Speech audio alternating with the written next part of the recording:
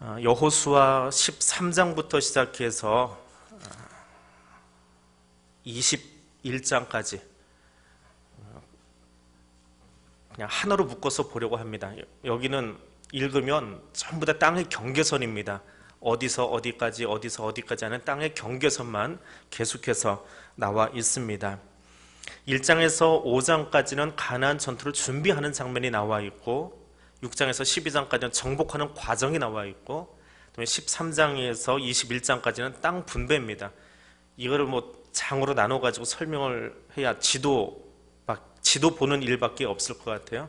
또 지도 보신다고 머릿속에 기억될 것 같지도 않고, 그래서 그냥 통으로 묶어서 그냥 흐름을 보도록 하겠습니다. 그리고 22장부터 마지막 24장까지는 여호수아서가 주는 교훈에 대해서 이야기를 하고 있습니다. 자, 13장에 보면 아직 정복하지 못한 지역들이 나오고 요단 동쪽에 있는 르우벤 지파의 땅, 그다음에 므낫세 지파의 땅이 나옵니다. 그리고 14장부터 시작해서 21장까지 이제 요단 서편 지역의 땅들이 나옵니다. 요단 서편은 갈릴리 호수와 요단강 사해바다 그 서편에 있는 지역을 이야기합니다. 근데 15장에 제일 먼저 나오는 지파가 남쪽에는 유다 지파입니다. 유다 지파의 경기가 나오고, 그리고 나서 16장에 가서 요셉 지파가 잠깐 나옵니다. 요셉 지파는 므낫세, 르우벤 지파에 관한 이야기가 나오고, 요셉 지파를 좀 장황하게 설명을 해줍니다. 므낫세와 에브라임 지파가 유다 지파와 어깨를 견줄 만큼 힘이 있는 그런 지파이기 때문에 그렇습니다. 그 18장에 가서 이제 7지파, 나머지 지파들, 므낫세 지파, 르우벤 지파, 갓 지파를 빼놓은 나머지 지파들의 이야기가 나옵니다. 시므온, 스불론, 이사갈, 아셀, 납달리, 그리고 도피성, 레위인의 땅, 그리고 21장 마지막에 가면 하나님이 말씀하신 대로 하나도 남음이 없이 다 응했다. 그러고 끝납니다. 성분배, 땅의 분배입니다. 그럼 이야기가 다 끝난 것 같은데 여기서 우리가 보고 넘어갈 것이 무엇인가라고 하는 겁니다. 땅에다가 그냥 줄 그어놓고 이거 너희 거, 이건 우리 거, 이거는 저쪽 지파 거, 이거는 이쪽 지파 거 하고 나누는 것 같은데, 그 사이에 오늘 우리가 함께 읽은 6절에서 15절의 이야기가 나와 있기 때문에 그렇습니다. 지파 경계선을 이야기하고 있다가 지파와 상관없는 한 개인의 이야기가 갑자기 등장을 하고 사라집니다. 성경에 이렇게 어떤 이야기가 그냥 규칙적으로 쭉 반복되고 있다가 갑자기 끼어들어온 이야기들이 있습니다. 그런 이야기에 대해서는 잠깐 주목해 볼 필요가 있습니다.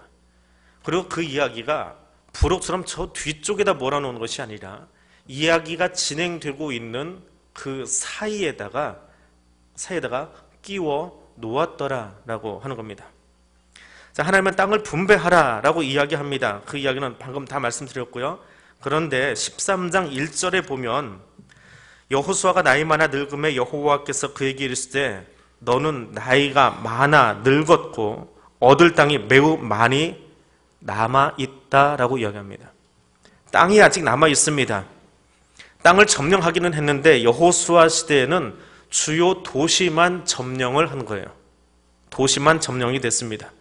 도시 외에 성읍이죠. 이때는 도시라는 말보다는 성읍, 성 위주의 땅 외에 나머지 땅에 대해서는 마치 유교 잔당들이, 유교 직후에 잔당들이 남아 있었던 것처럼 그렇게 가나안 족속들이 남아 있습니다. 그런데 여호수아는 나이가 들었습니다. 나이가 많습니다. 자, 그때 하나님이 제비 뽑아서 땅을 분배하자라고 이야기를 하십니다. 14장 2절에 가니까 여호와께서 모세에게 명령하신 대로 그들의 기업을 제비 뽑아서 9지파와 반지파에게, 므낫세 반지파에게 주기로 하십니다. 왜 제비를 뽑았을까요? 우리 교단 총회장을 제비 뽑아서 뽑아보자라는 이야기가 심심치 않게 나오곤 합니다. 다 할 만한 목사님들인데 그걸 투표를 하냐? 투표를 하다 보니까 선거가 과열되고 서로 자기 뽑아달라고 줄 서고 편 만들고 금권 선거가 이뤄지고 하는 모습들, 우리도 이제 지난주부터 이번 주까지 계속 선 투표하고 있지요. 하다 보니까 나 찍어주세요 하는 소리도 들립니다. 대놓고 그냥 복도에서 이야기하시는 분도 있고, 우리 편 찍어달라고 표현하시는 분도 있고, 아예 대놓고 편을 가르고 계시더라고요. 하지 좀 말라고 그러는데 우리 편 찍어달래요. 그렇게 해야 되는지, 꼭 그렇게 하고 싶은 건지. 그래서 총회에서 제비 뽑자라는 이야기가 나옵니다. 그런데 말은 나오는데 아직 제비는 안 뽑고 있어요. 근데 땅을 분배하는데 제비 뽑자라고 하나님이 이야기하십니다. 물론 제비 뽑는 그것 자체가 도박 행위와 비슷합니다. 이 당시에 이방에 있던 종교들에 의하면. 근데 하나님이 왜 이스라엘 사람들에게 제비를 뽑아서 땅을 가져가도록 했을까요? 왜 그랬을까요? 이스라엘 지도를 그려놓고 보면 비옥한 땅, 그저 살만한 땅, 강이 흐르는 곳, 평야지대는 두어 곳밖에 없습니다. 그럼 누가 거기 가고 싶을까요? 저는 이제 2단지에 안 살아봐서 모릅니다. 근데 제가 중학생 때 어머니하고 지금은 잠실나루역이죠. 그 옆에 시형 아파트에 살면서 거기가 재건축을 했어요. 재건축하는 과정에서 이제 다 섞어버리는 거죠. 거기 단지 안에 있던 시형 아파트에 있던 단지들을 다 섞어가지고 다시 분배를 합니다. 그런데 서로 어디로 가고 싶어 할까요? 노열층이 아니고요. 이게 아파트 단지가 어디부터 어디까지냐 하면 그 시형 단지가요. 잠실나루역 앞에부터 올림픽 공원 그 정문 앞에까지가 단지 기럭지예요. 이렇게 길게 늘어져 있습니다. 자, 그러면 추첨을 했을 때 어디로 가면 좋을 것 같아요? 잠실나루역 앞으로. 저쪽에 살던 사람들이. 그럼 원래 이쪽에 살던 사람들은 투표보다는 여기 자리 고수하기를 원하겠지요. 왜? 전철역이 가까우니까. 그 일이 있었어요. 그래서 결국에는 단지별로 그냥 그대로 앉혀놓을 수는 없으니까 1단지, 2단지, 3단지에서 그 단지 안에서만 추첨을 하자.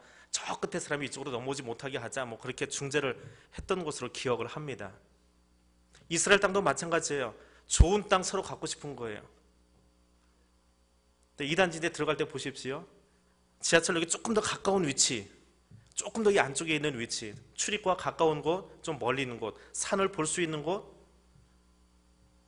또 한복판에 있어가지고 그늘진 곳, 어디 가고 싶을까요?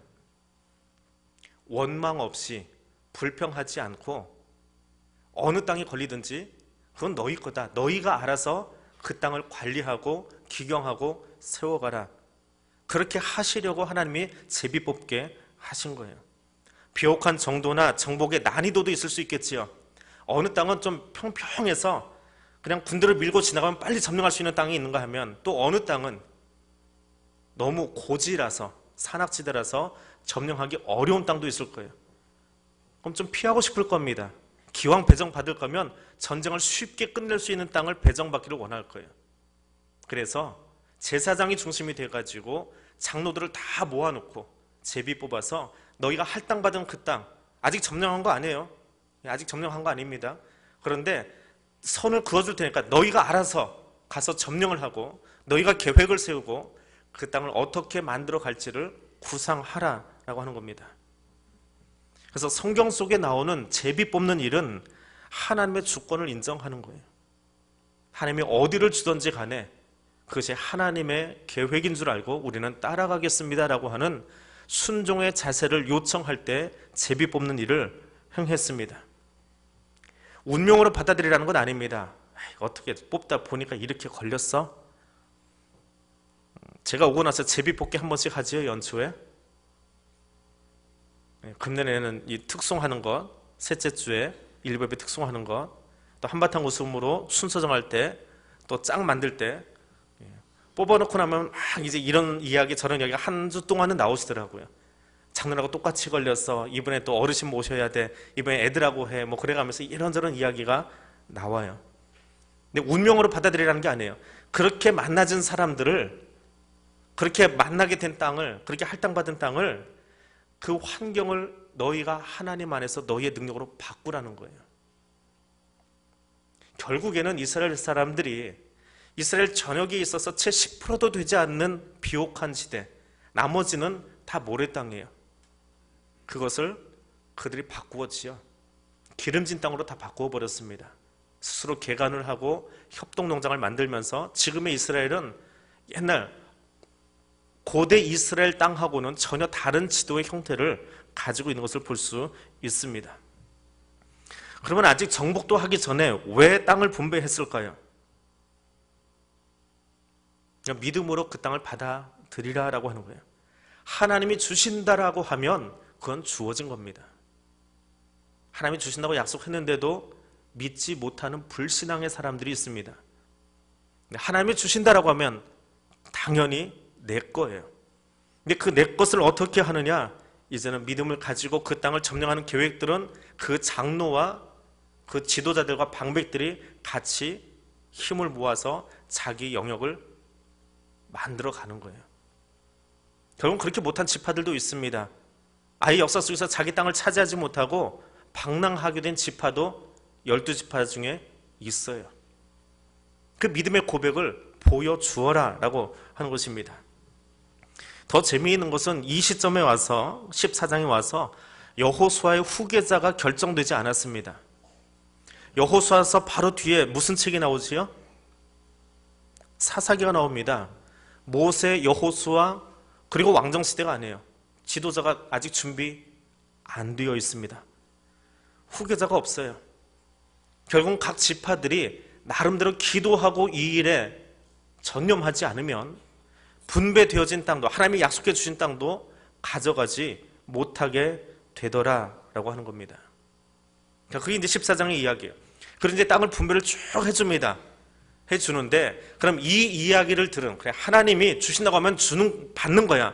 하나님이 주신다고 하면 반드시 내 것이 되어질 거야. 그럼 믿음으로 우리 장로님들하고 또 우리 지도자들하고 같이 힘을 합쳐서 우리의 땅을 차지해야지.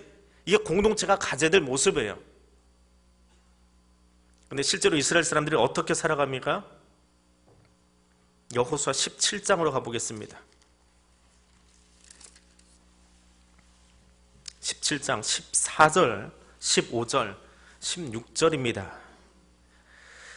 여기는 누가 나오냐 하면 요셉 자손들이 나옵니다. 므낫세 지파, 르우벤 지파, 이스라엘 12지파 가운데 가장 땅덩어리도 크고 가장 전투력도 강하고 가장 힘이 있는 지파입니다. 유다를 빼놓고 나면, 아니 유다와 거의 어깨를 같이 하는, 남북 분할 시대에는 하루아침에 그 지파의 힘으로 유다를 없앨 수도 있었던 그런 지파예요. 근데 이 사람들이 이야기합니다. 여호와께서 지금까지 내게 복을 주심으로 내가 큰 민족이 되었거늘 당신이, 여호수아가 우리의 기업을 위해서 한 제비, 한 분깃만 주심은 어떻게 된 일입니까? 그래도 우리 사람 수도 있고 우리가 이만큼 땅덩어리도 크면 2분깃은 줘야지 왜 우리한테 하나밖에 안 줍니까? 하고 따지고 드는 거예요. 원망이에요. 그랬더니 여호수아가 이야기합니다. 내가 큰 민족이 되므로 에브라임 산지가 내게 좁을진데 브리스 족속, 르바임 족속 땅 삼림에 올라가서 스스로 개척해라.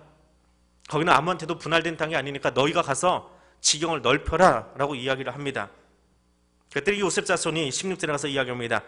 그 산지는 우리에게 넉넉하지도 못하고 골짜기 땅에 거주하는 모든 가나안 족속에게는 베스완과 그 말들에 거주하는 자이든지 이스라엘 골짜기에 거주하는 자이든지 다 철병거 가지고 있습니다. 군대가 너무 막강합니다. 아니 걔들하고 써서 그 땅 가지려고 하면 우리 보고 죽으라는 소리 아닙니까? 왜 우리한테 그 땅 주십니까? 하고 투덜투덜 하고 있는 거예요. 그냥 다른 지파는 땅 구획선 정해놓은 이야기만 적어놨어요. 아직 갈렙 이야기를 꺼내지 않고 있습니다. 근데 그 이야기가 쭉 넘어가다 요셉 지파 이야기가 이렇게 하나 나와요. 왜요? 이 요셉 지파의 투덜거림과 불평이 이스라엘 전체의 목소리였어요. 땅을 분배해줬는데 여러분 제일 힘있고 제일 목소리 낼 수 있는 사람, 큰 통이 커가지고 조금만 얘기해도 그냥 저 끝에까지 목소리 들을 수 있는 어떤 사람이 소리를 뻐럭 지르면서 얘기하는 거예요. 아이 왜 우리한테는 이런 땅 줘요? 쓸데없이. 기껏 주려면 좀 좋은 평야지대 갖다 주지. 산 위에 있는 거 거기는 철병거 가지고 아주 좋은 성읍들이 있어서 우리가 쳐들어가기 힘든데 그 땅 주는 게 어디 있어요? 그리고 우리는 이렇게 등치가 큰데 조그마한 침대 갖다 주면 됩니까? 킹사이즈는 하나 줘야지. 킹사이즈는 한 2개는 줘야지. 그리고 지금 소를 바락바락 지르고 있는 거예요. 안 그래도 통이 큰 사람들인데 화통 삶아 먹은 것처럼 이렇게 소를 바락바락 질러대고 있는 거예요. 거기다 대고 하나님이 여호수아를 통해서 이야기하고 있는 거예요. 싸우지 않고 그냥 불로소득 하나 얻어가려고 소리 내고 있는 것이 요셉 지파의 목소리이긴 하지만 실제로는 모든 이스라엘 지파 사람들의 욕심이었다는 거예요. 옛날 얘기 듣듯이 하지 마십시오. 우리하고 똑같은 이야기니까. 가만히 앉아서 떨어지는 거 받기 좋아하는, 공짜 은혜 받기 좋아하는, 내가 수고하고 애써서 받는 은혜가 아니라 공짜만 좋아하는 심리가 우리 안에 있어요. 학교에서 그렇게 배우다 보니까 교회 안에서 그렇게 받으려고 그래요. 그런 모습들이 우리 안에 있더라라고 하는 거예요. 그리고 두려워하는 거예요. 그 철병것 때문에 두려워요. 싸울 엄두도 내지 않아요. 믿음의 진보를 가져오려고 하지 않습니다. 좀 더 앞으로 나아가려고 하지 않아요. 이만큼 하면 됐지, 이 정도만 하면 됐지, 뭘 더 하라고 자꾸 이야기하십니까? 불평만 가득한 모습들이 이스라엘 전체의 이야기예요. 여호수아가 그들에게 명령합니다. 17절에 가니까 다시 요셉 족속 곧 에브라임과 므낫세에게 구체적으로 지목해서 이야기합니다. 그 사람들에게 말하되 너는 큰 민족이고 큰 권능이 있은즉 한 분깃만 가질 것이 아니라 그 산지도 내 거야. 삼림이라도 내가 개척하라. 끝까지 내 것이 되리라. 가나안 족속이 비록 철병거 가지고 있고 강하다고 할지라도 너희가 쫓아낼 거야. 하나님이 약속하셨으니까 가서 쫓아내. 그리고 거기서 너희가 집 짓고 살아.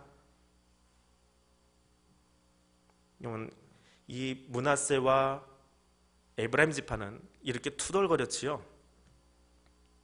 원망했지요. 무섭다고 벌벌 떨고 있었지요. 그럼 나머지 지파는 뭐하고 있었을까요? 50보 100보요. 비슷해요. 근데 또 하나, 이 장이 너무 길어서 다 읽지 않았습니다. 이 이스라엘 민족들이 7족속이 뭘 하냐 하면 가서 전쟁을 해서 땅을 뺏긴 뺏었어요. 자기 땅 만들었습니다. 그리고 그 땅 주민을 죽이지 않아요. 데리고 살아요.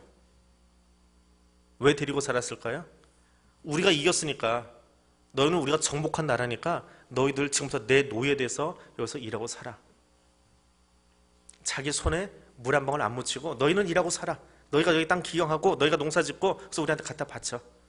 나는 그냥 너희가 해주는 거 받아 먹을 거야. 어떻게 보면 전쟁을 끝낸 사람들의 가장 당연한 모습인지 몰라요. 하나님은 그거 원하지 않으셨거든요. 그 땅을 진멸하기를 원하셨고 가나안 족속이 가지고 있는 우상이 이스라엘 땅 안으로 들어오지 못하도록 철저하게 차단하기를 원하셨어요. 그런데 이 7족속 그렇게 안 했습니다. 노예를 거느리고 살았어요. 부자처럼 살았어요. 부자 나라 됐어요. 근데 그것이 하나님이 원하시는 모습은 아니었어요. 악을 제거하라 했는데 악을 끌어안고 산 거예요. 이게 이스라엘의 모습이에요. 하나님 말씀하시는데 말씀대로 안 삽니다. 하나님이 이런 나라 세우라고, 이런 국가 세우라고, 하나님의 나라는 이런 것이라고 이야기하는데 세상과 똑같아요. 세상에서도 전쟁하면 전리품 취해오고 그 땅의 사람들 데려다가 내 노예 삼고 종으로 부리고 똑같아요. 교회가 왜 세상으로부터 지탄을 받습니까? 세상과 너무 똑같아서 그래요. 세상에 하는 행동하고 교회에서 하는 행동이 너무 똑같아요. 구별이 안 돼 있어요. 구별이 안 되면 세상 사람들이 교회를 보고 할 말이 많죠. 세상을 따라갈 수 있습니까? 그 간사함에 대해서, 사탄의 간사함에 대해서 따라갈 수 있어요? 아니요. 세상 사람들은요, 교회에 대해서, 그리스도인에 대해서 자기들은 어떻게 살든지 간에, 교회는 다르기를 원해요. 참 신기해요. 우리끼리도 그래요. 나는 그렇게 못하면서 에이 장로님이 그러면 안 되지. 왜 그래요? 나는 그렇게 못 살면서 그래요. 나는 그렇게 안 살면서, 나는 그렇게 성화의 삶을 안 살면서 에이 장로식이나 돼가지고 그러면 안 되지. 왜 그래요? 똑같은 이스라엘 세상도 그렇게 본다고요. 에이 교인이 그러면 안 되지. 부정부패한 현장에 교인이 몇 프로나 있습니까? 그럼 프로테지 따질 필요 없어요. 세상은요, 자기들보다 더 높은 윤리 수준을, 도덕의식을, 신앙의 모습을 보여주기를 원하는 거예요. 근데 그걸 안 하니까 교회를 해서 지탄하고 있는 거예요. 근데 이스라엘에 사는 모습이 고대 근동의 다른 국가들과 똑같았다는 거예요. 전쟁을 치는데 노예를 부리고 그 사람들 쓰고 그냥 어울려 살아가고 있는 모습. 두려워하고 무서워하고 하나님 말씀하셨어도 믿지 못하고 그대로 따라가려고 하지 않고 아무리 말씀을 들어도 말씀대로 살지 않는 그 모습 말입니다. 아무리 사랑하라고 해도 사랑하지 않는 그 모습 말입니다. 세상적인 방법으로 사람 세우지 말고 하나님 앞에 기도하면서 좀 세우자라고 해도 그렇게 못하고 있는 우리의 모습들 때문에 세상이 교회를 항상 이야기하는 거예요.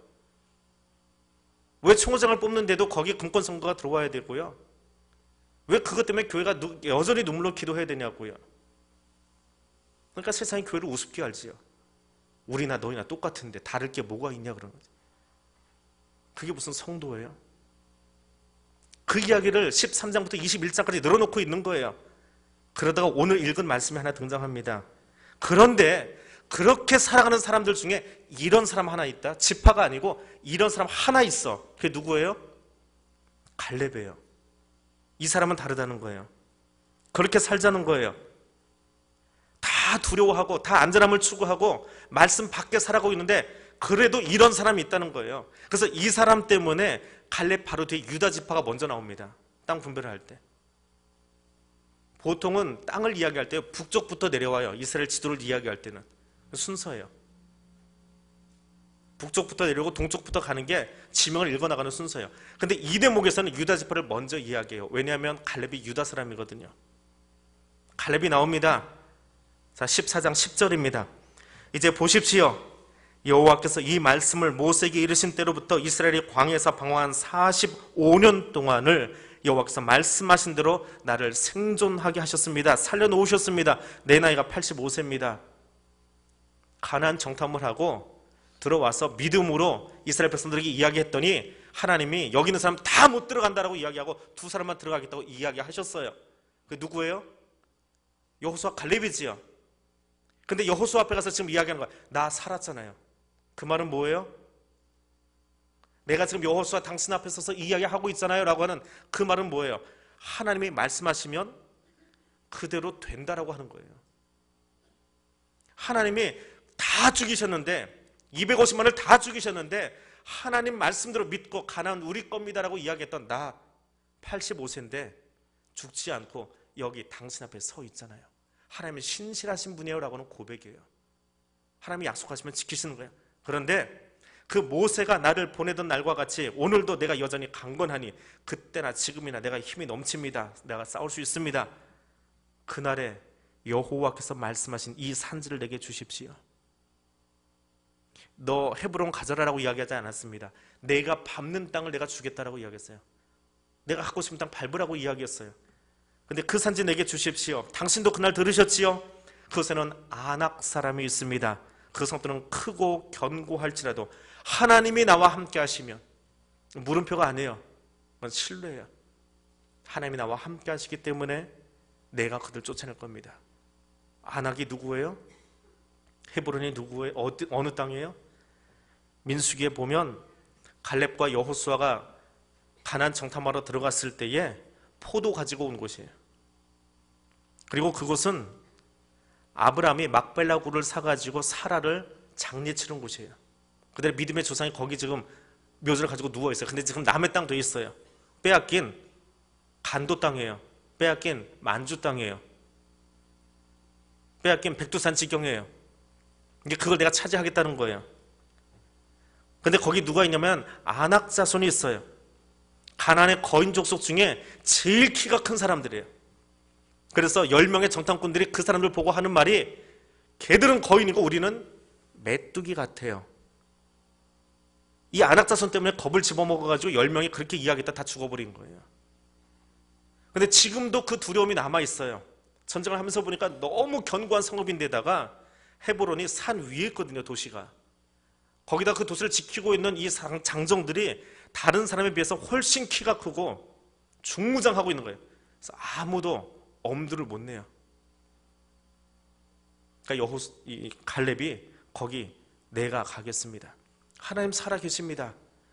하나님 살아계셔서 말씀하신 대로 돼요. 나 보세요. 살아있잖아요. 하나님이 가나안 들어가게 하시겠다고 했는데 나 지금까지 여기 있잖아요. 하나님은 약속을 지키시는 분이에요. 그리고 그 하나님이 나와 함께 하시면 저 땅 내 거 할 수 있어요. 내가 가서 밟을게요. 내가 먼저 점령할게요. 다른 사람들은 골짜기에 있는 철병거를 바라봅니다. 산 위에 지어져 있는 성을 바라봐요. 저걸 어떻게 기어 올라가냐? 저 성을 어떻게 점령하지?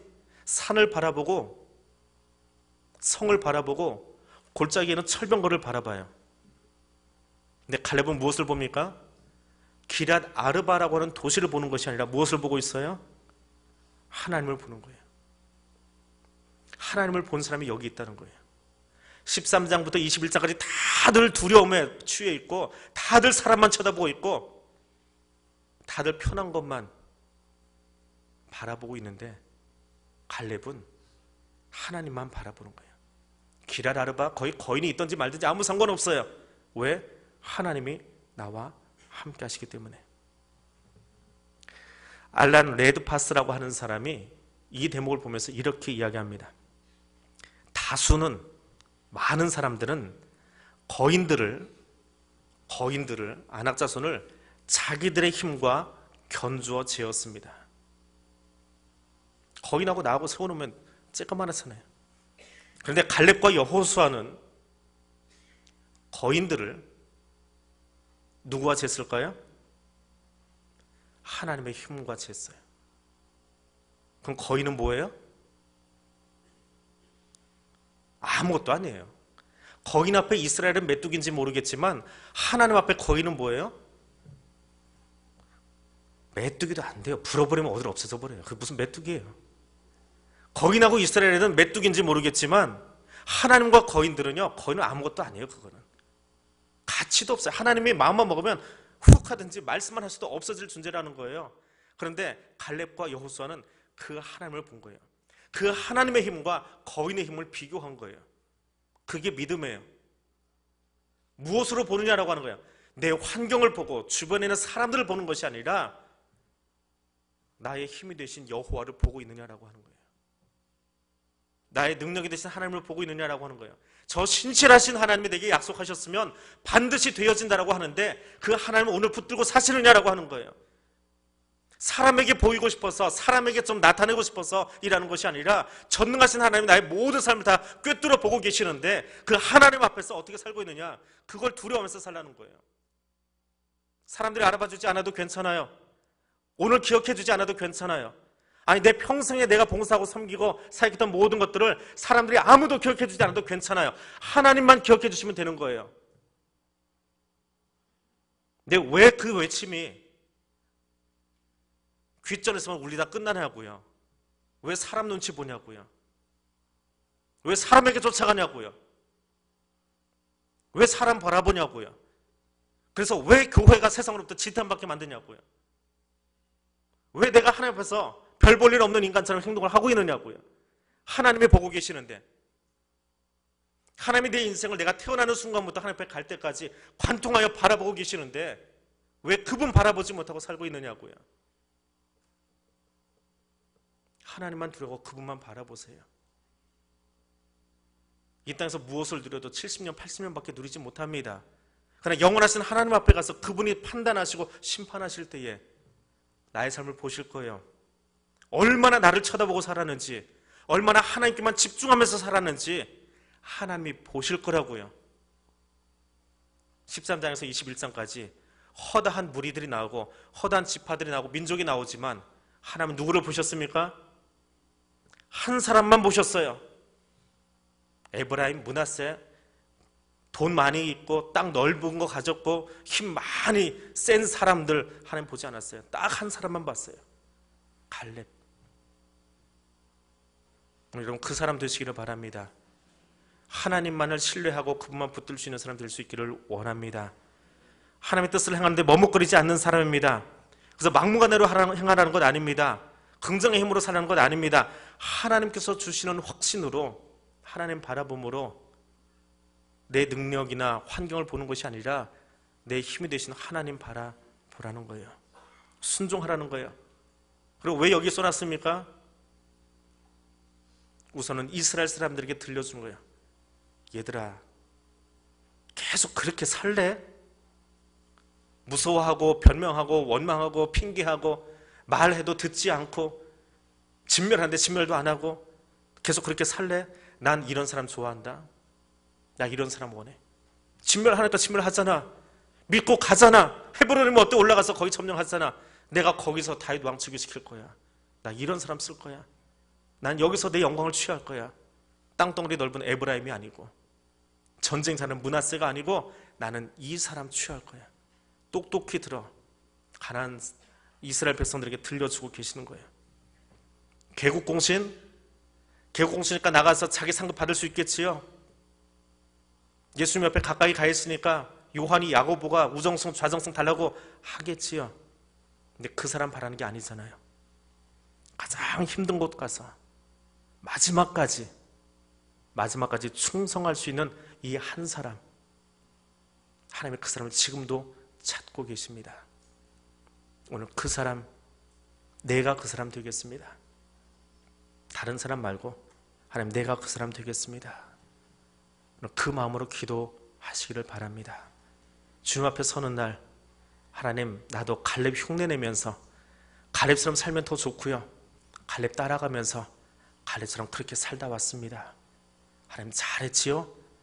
라고 이야기할 수 있게 그렇게 나의 믿음의 눈을 띄워주시고 하나님의 뜻을 분별할 줄 아는 사람 되어질 수 있도록 성령 나를 도와달라고 기도하는 이 저녁 될 수 있기를 원합니다. 우리 같이 기도하겠습니다. 하나님의 뜻을 분별할 줄 아는